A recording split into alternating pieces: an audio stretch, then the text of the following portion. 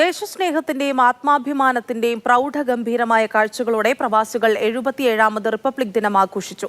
ഗൾഫിലെ വിവിധ എംബസികളിലും കോൺസുലേറ്റുകളിലും നയതന്ത്ര പ്രതിനിധികൾ ദേശീയ പതാക ഉയർത്തി. വിദേശത്ത് കഴിയുമ്പോൾ പിറന്ന നാടിന്റെ പെരുമ കാത്തുസൂക്ഷിക്കണമെന്ന് നയതന്ത്ര പ്രതിനിധികൾ റിപ്പബ്ലിക് ദിന സന്ദേശത്തിൽ പ്രവാസികളെ ഓർമ്മപ്പെടുത്തി.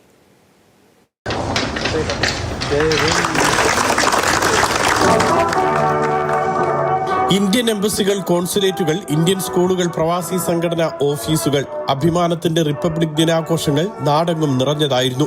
അബുദാബിയിലെ ഇന്ത്യൻ എംബസിയിൽ അംബാസിഡർ ദീപക് മിത്തൽ പതാക ഉയർത്തി അഭിവാദ്യം സ്വീകരിച്ചു. രാഷ്ട്രപതിയുടെ റിപ്പബ്ലിക് ദിന സന്ദേശത്തിലെ പ്രസക്ത ഭാഗങ്ങൾ അദ്ദേഹം വായിച്ചു. UAE-യിലെ വിവിധ സംഘടനാ ഭാരവാഹികൾ, വ്യവസായ പ്രമുഖർ, വിദ്യാർത്ഥികൾ തുടങ്ങിയവർ പങ്കെടുത്തു.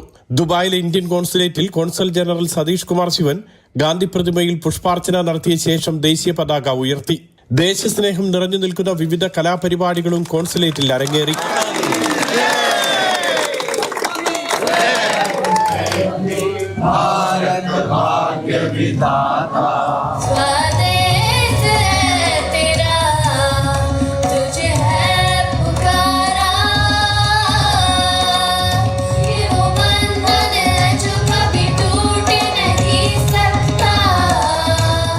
ഇന്ത്യ UAE ബന്ധം ഏറ്റവും മികച്ച രീതിയിലാണെന്നും president Sheikh Mohammed bin Zayed Al Nahyan അടുത്തിടെ നടത്തിയ ഡൽഹി സന്ദർശനം ഇരു രാജ്യങ്ങളും തമ്മിലുള്ള ബന്ധം കൂടുതൽ ശക്തിപ്പെടുത്തുമെന്നും സതീഷ് കുമാർ ശിവൻ പറഞ്ഞു.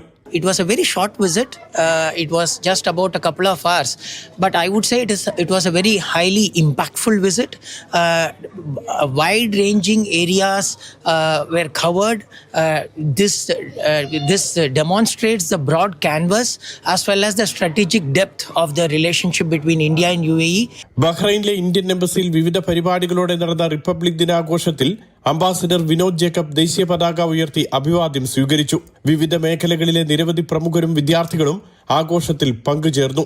രാജ്യത്തിന് പുറത്ത് റിപ്പബ്ലിക് ദിനം ആഘോഷിക്കുമ്പോൾ അതിന്റെ പകിട്ടുകൂടും. നിറഞ്ഞ ദേശസ്നേഹത്തോടു കൂടിയാണ് ഗൾഫിലെ എല്ലാ രാജ്യങ്ങളിലും റിപ്പബ്ലിക് ദിനം പ്രവാസികൾ ആഘോഷിച്ചത്. ദുബായിൽ നിന്നും മുഷീർ കൊടിയിലൊപ്പം സുരേഷ് വെളിമുറ്റം, മാതൃഭൂമി ന്യൂസ്.